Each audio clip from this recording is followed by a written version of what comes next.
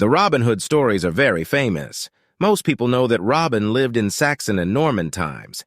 He robbed rich people and gave the money to poor people. But not everybody knows that he came from a rich family, and not many people know that Robin Hood was half Saxon and half Norman. The story begins with Robin Hood's Saxon grandfather, Sir George Gamwell.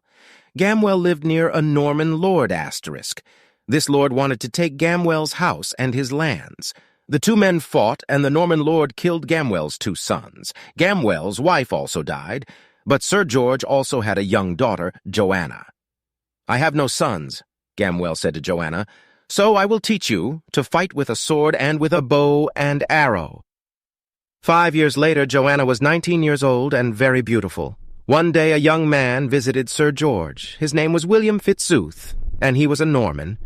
"Sir George," he began, "I love your daughter. I hope that she loves me. I would like to marry her. I have money and land—" But Sir George was very angry. "Never," he answered. "My daughter will never marry you. Get off my land. Do not come here again, or I will kill you." Joanna loved this young man, so she tried to talk to her father, but he didn't want to listen. "Sir, Lord, Lady." Important men had the words Sir or Lord before their names. Important women had the word Lady. "Go to your room," he shouted. "I do not want to hear that man's name again." That night, William came back to Sir George's home. He stood under Joanna's window and called to her. Joanna took some clothes and came quietly out of the house. William took her hand. "Will you come with me and marry me?" he asked. "We cannot live in my home because your father's men will look for you there, so we will live in the green forest." "I'm sorry for my father," Joanna said sadly, "but I love you. I know you are a good man. I will marry you." In the morning, Sir George woke late. He called to his men, "Where is my daughter? I want to speak to her." But Joanna was nowhere in the house. Sir George was very angry, then very sad. "I have no family now," he thought. One fine day in April, a year later, a man came to the house. "Your daughter sent me here," he said. "She wants you to come and see her." Sir George followed the man to the middle of Sherwood Forest. There, in the spring sunshine, he saw his daughter. He also saw a baby boy in her arms. Joanna looked up at her father and smiled. "This is Robin, your grandson," she said. She gave the baby to her father. Sir George wanted to be angry, but he was very happy with his grandson in his arms. "Robin, is that your name?" he said. "Well, little Robin, I wanted to kill your father, but that is not possible now. Please, daughter, come with your husband and live near me. Let's forget the past." "We will come and live near you, father," said Joanna. "But I will often bring my son to the forest. I will teach him to find his way in the forest, in the day and at night. He will learn to make arrows for his bow and to catch forest animals. He will make a ire and cook the meat. The forest will always be his second home." Robin's grandfather died, then his mother and father. After 25 years, Robin was Lord of Gamwell and Locksley, and lived in his father's home, Locksley House. The village people liked Robin Fitzooth. "He is a good man," they said. "No man, woman, or child is hungry on Robin of Locksley's lands." Not all lords were so kind. The worst person was the greedy Sheriff of Nottingham. The sheriff took everything from the villagers, and often these poor people were very hungry. Robin listened carefully to the stories about the sheriff. He sent food and clothes to the poorest families. At about this time, people began to tell stories about a robber. They called him Robin Hood. "The sheriff is a hard man," they said. "He and his rich friends take everything from us. But now brave Robin Hood and his men rob rich people and give their money to poor villagers." In those days, the Great North Road went through Sherwood Forest. Robin Hood's men often stopped rich men in the forest and took their money. Sometimes Prince John's men also used the road, so Robin Hood robbed him too. "The forest is on your land," said Prince John to the sheriff. "Why don't you catch and kill this robber?" "It is not so easy," answered the sheriff. "The village people don't want to tell me much. They say only that the robbers live in or near Sherwood Forest, but they know more than they say. I have a plan to learn more about this man, Robin Hood." "What is your plan?" asked the prince. "It is this," answered the sheriff. "Robin of Locksley lives near Sherwood Forest. Tonight there is going to be a great party at Locksley House. I know that Fitzooth will invite the village people on his land, so I will send one of my men. He can wear village clothes and ask questions about good Robin Hood, the people's friend. When I know more about this Robin, I can catch him." That evening, there were a lot of people at Locksley House. There was food and drink for the villagers, and there was dancing and singing. Everybody was very happy, and Robin was the happiest person there because he and the lovely Lady Marian Fitzwalter planned to marry the next day. The sheriff's man turned to a villager next to him. "I often hear the name Robin Hood," he said. "Who is he? Does he live near here?" The man laughed. "Don't you know, friend? Robin Fitzooth is Robin Hood." The sheriff's man quickly left Locksley House and went to his lord. "This is better than I hoped," said the sheriff. "Tomorrow, Robin Fitzooth will marry Lady Marian at St. Mary's Abbey, but my men will stop him and bring him to me. Prince John will kill him and give me Fitzooth's money and lands. Lady Marian's family is also rich. She will not marry Robin, so perhaps I will marry her. Yes, tomorrow will be a great day for me." At 10 o'clock the next morning, Robin Fitzooth and Lady Marian stood in front of the abbot in St. Mary's Abbey. Lady Marian was some years younger than Robin and very lovely. She wore a white dress, and her long hair was the color of the forest trees in autumn. The abbot began to speak. "Robin of Locksley," he began, "do you—" "Stop!" somebody called from the back of the church. Robin turned. It was the sheriff of Nottingham. Behind the sheriff were 20 men with bows and arrows. "My lord abbot," called the sheriff loudly, "this man has to come with me. He is the robber, Robin Hood." Then he turned to his men. "Why are you waiting?" he asked. "Take him." "Yes, I am Robin Hood," answered Robin, "but you will not take me. Look carefully round the church, sheriff. Do you not see my men?" The sheriff looked and saw 30 or more tall, strong men. The abbot was angry and afraid. "What are you doing?" he shouted. "Will you fight in a church?" "This man has to come with me," said the sheriff again. "Give me your sword, Robin Hood, and come quietly. The good abbot does not want you to fight." Robin walked slowly to the sheriff. "Here you are, my lord," he said, and hit the sheriff hard on the head with the top of his sword. The sheriff fell back. "Outside! Everybody outside!" shouted Robin. His men pushed the sheriff's men back through the church door. A great fight began outside the abbey. Robin spoke quickly to Marian. "We can fight and win today," he said. "But now the sheriff knows my name, and I cannot go back to Locksley House. Wait! For me, my love, King Richard will come back to England. He will hear about the greedy sheriff and his friends, but now I will be Robin Hood of Sherwood Forest and not Robin of Locksley. I will never hurt a woman, a child, or a poor man, but rich and greedy men will be afraid to walk near my forest home." After the fight in the abbey, the sheriff of Nottingham asked Prince John for Robin Fitzooth's lands. The prince sold them to him for a lot of money in gold. The greedy sheriff, of course, wanted to get the money back again as fast as possible. So his poor villagers had to pay the sheriff more money than before. The villagers on Robin's land also had to pay. Their new lord, the sheriff, was a very hard man. One of these villages was Farnsfield. It was very close to Sherwood, and the villagers often went into the forest. There they caught small animals and birds for their dinner. On their first visit to Farnsfield, the sheriff and his men took money and food. They also found an old man in the forest with a dead deer on his back. That evening the sheriff called all the villagers. Then his men brought out the old man and the dead deer. "Listen well," said the sheriff loudly. "You know that the deer in the forest are the king's deer. The king and his lords can catch and kill them. You cannot. This evening I will help you to remember that." The sheriff looked at the villagers and smiled. Nobody spoke. Then he turned to the old man. "What is your name, old man?" asked the sheriff coldly. I am Much the Forester, my lord," answered the man, very afraid. "Well, Much the Forester," said the sheriff, "you killed a king's deer. How much are you going to pay me for it?" "My lord, you know that I cannot give you anything," said poor Much. You took our money and our food. I found the deer, but it was dead. I didn't kill it."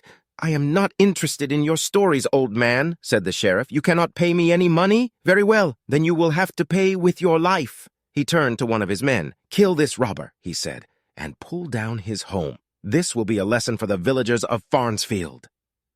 The sheriff's man took out his sword and pulled back Much's head.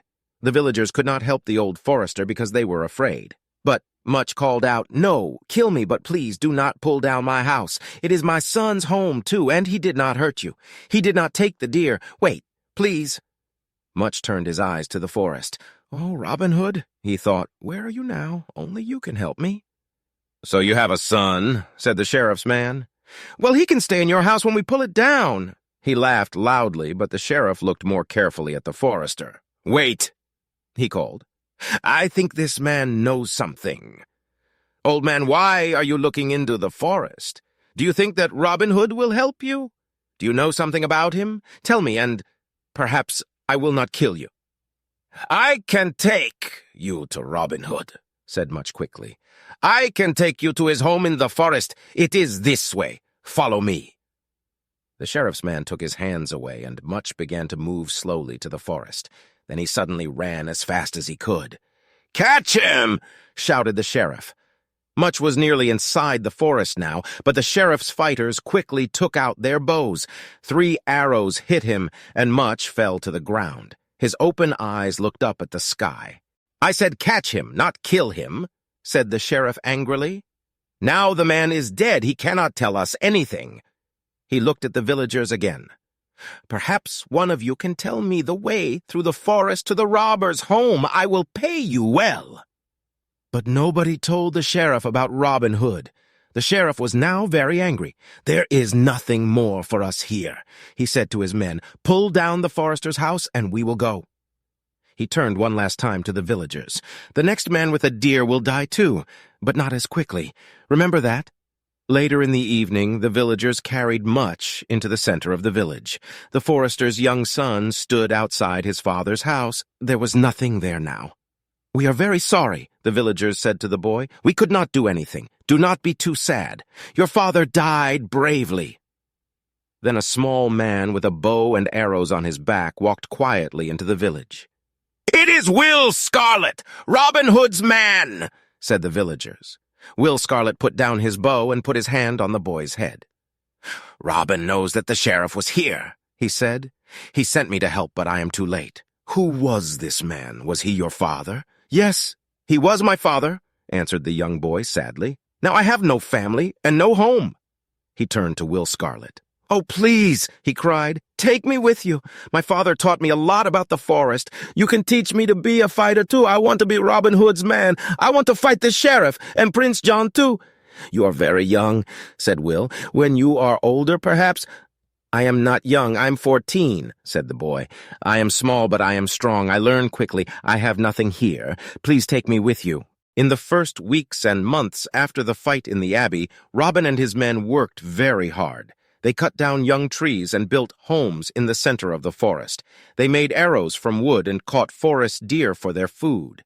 They bought bread and milk from the villagers. Sometimes Robin liked to leave his men and look for adventure. One fine autumn morning, he and his friend Will Scarlet woke early. "It is a beautiful day," said Robin. "I think I will go for a walk to the river. Will you come with me?" "I want to make some new arrows for my bow," answered Will, "but I will meet you at lunchtime near the bridge." So Robin left Will and walked quickly through the forest to the river and the little bridge.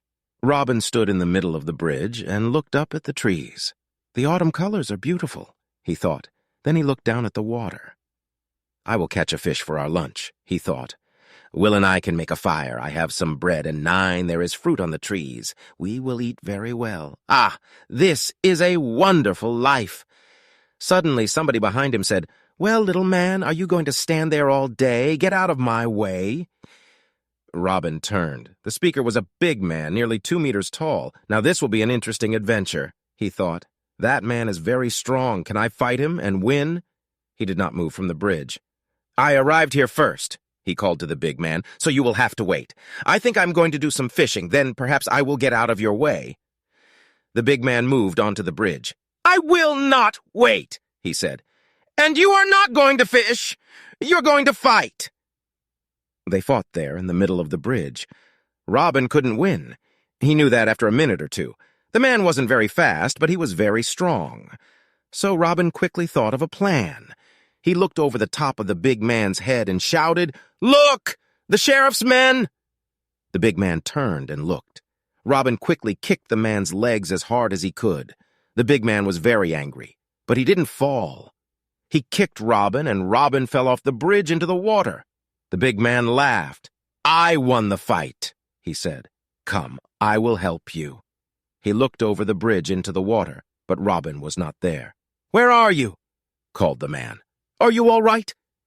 Robin suddenly came up from the water. He was a long way from the bridge.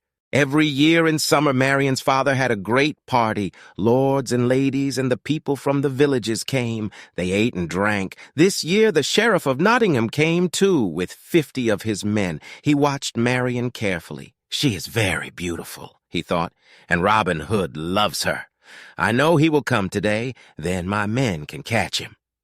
The music started, and people began to dance. A man went to Marion and spoke to her. She smiled and gave him her hand. The sheriff stood up and called loudly to his men, "That's him! That's Robin Hood! Take him!" The sheriff's men took out their swords and moved through the dancers. Suddenly 10 of the dancers ran for their swords, too. They were, of course, Robin's men, and a great fight began. Robin's men were better fighters than the sheriff's. Marion wanted to fight, too, but her father stopped her. "Marion, what are you doing? Put down that sword. I am sorry about Robin. No other man will marry you. You're only interested in fighting." The sheriff heard Marion's father and smiled.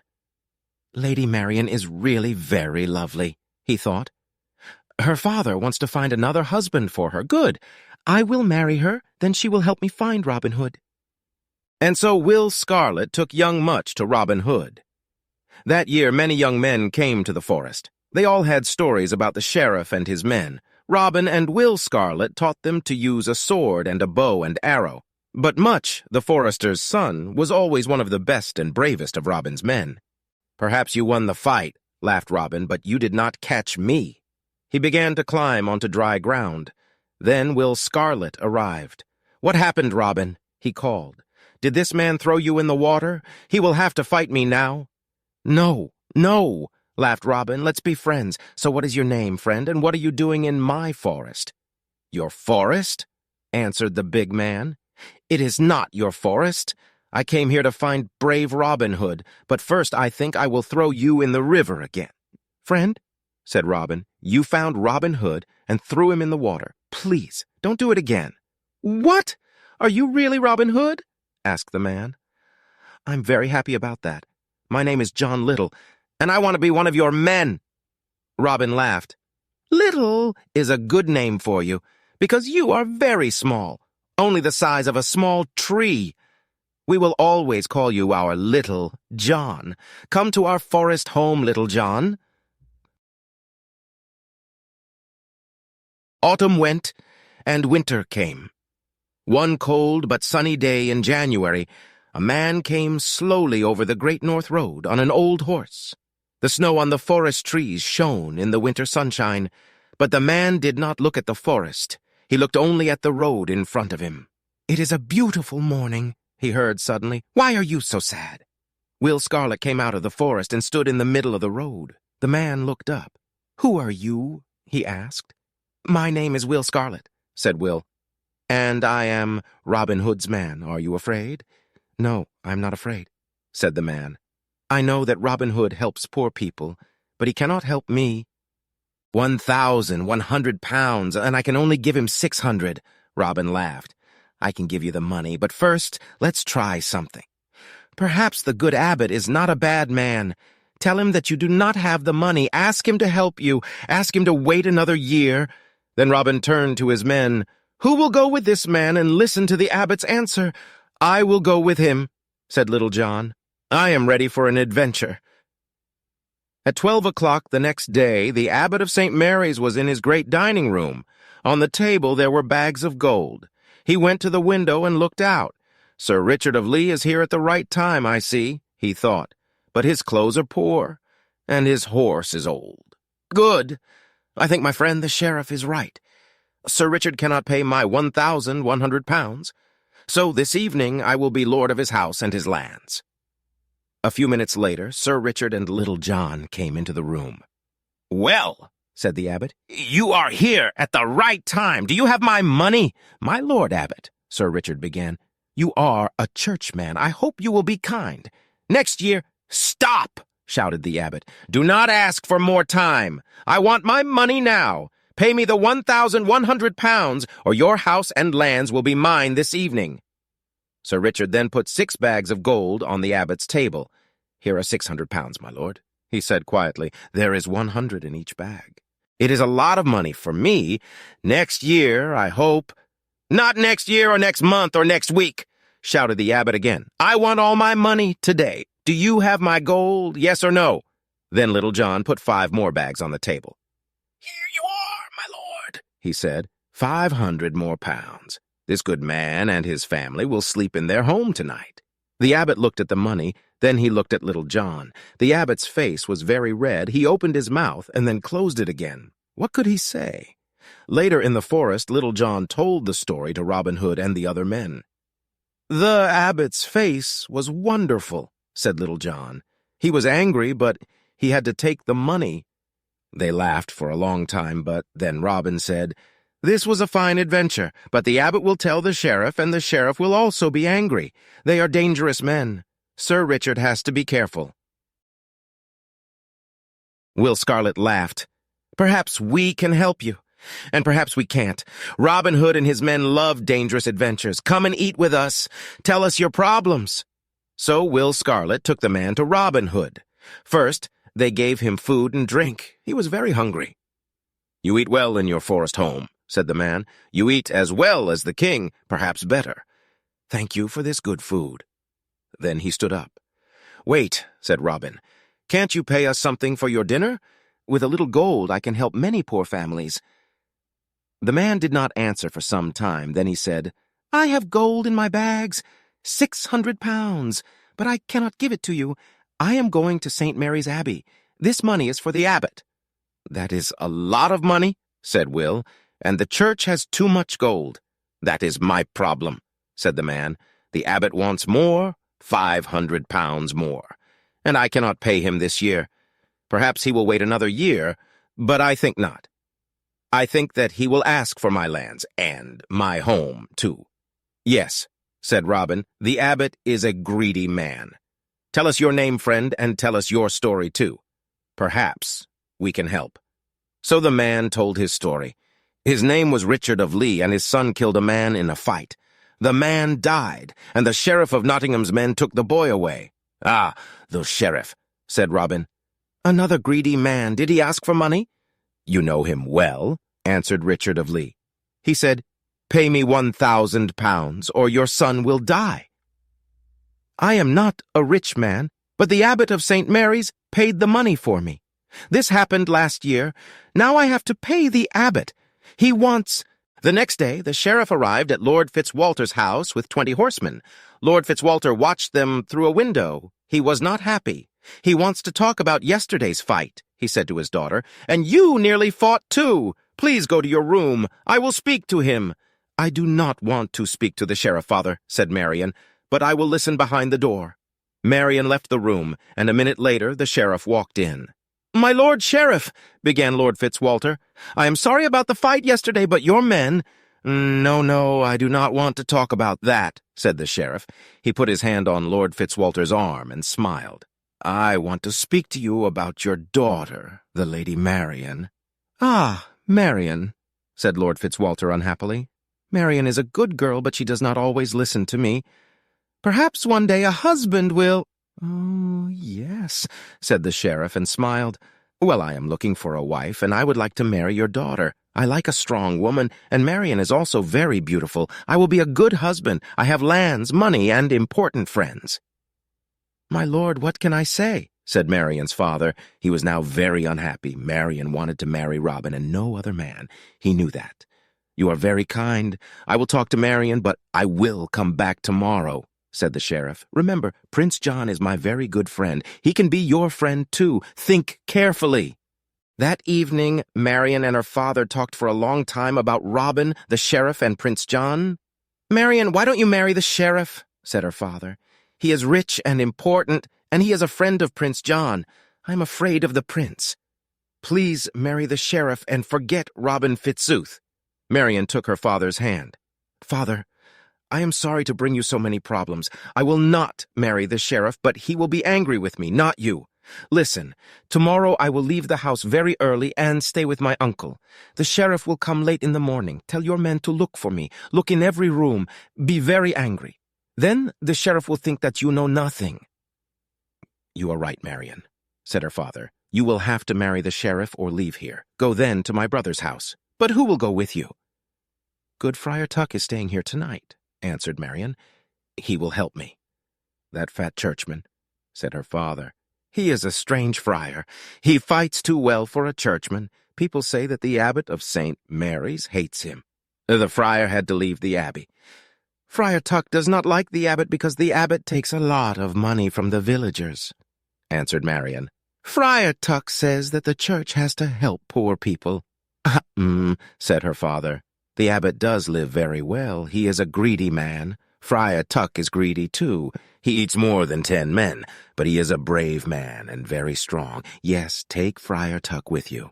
Very early next morning, Marian put on boy's clothes and a boy's hat and woke up Friar Tuck. The friar took his staff and Marian took her bow and arrows. Then they left the house and walked on the Great North Road through the forest. After some hours, the friar suddenly left the road and sat down under a tree. "Please, let's stop, my lady," he said. "We had no breakfast, and I am very hungry." Marian laughed. "I am sorry, Friar Tuck," she said. "You are right. We will eat now. Stay here. I will take your staff and my bow and arrow and catch some animals. We can cook them here in the forest."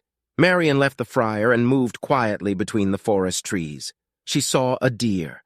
Very quietly, she took out an arrow and put it to her bow. "Stop there, boy," said a man behind her. The man spoke very loudly. The deer jumped at the noise and ran away into the trees. Marian was very angry. She turned to the speaker, but he wore a big hood. She couldn't see his face. "Well, boy," said the man, "don't you know that you cannot eat the king's deer? The sheriff of Nottingham killed 2 men last week because they caught a deer." "I am not afraid of the sheriff," said Marian, "or of you. Leave now, or fight." "Fight with you?" the man laughed. "But you are only a boy. Well, you have a staff, and I have one too. I will fight with you, with one hand." Marian fought well. She was strong and quick. With only one hand, the man could not win. She hit him again and again on his head and across his back. "Stop! Stop!" he laughed. "You are young, but you are a good fighter." He threw back his hood. "I am Robin Hood. Will you come with me and be one of my men?" "Robin," said Marian, and threw back her hood too. Her lovely red hair fell down her back.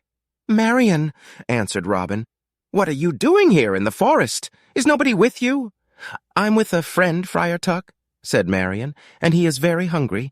The deer was for him, but I think that he will be happy to eat at Robin Hood's table." She and Robin went back to the road and looked for Friar Tuck. They called his name, but there was no answer. "Poor man," said Marian. "Perhaps he is looking for me. Perhaps he thinks that the sheriff's men caught me." Then she told Robin about her father and the sheriff. "I cannot go home now, Robin," she said. "I want to be with you here in Sherwood Forest. Friar Tuck will marry us. Let's find him. Perhaps he will want to live with us."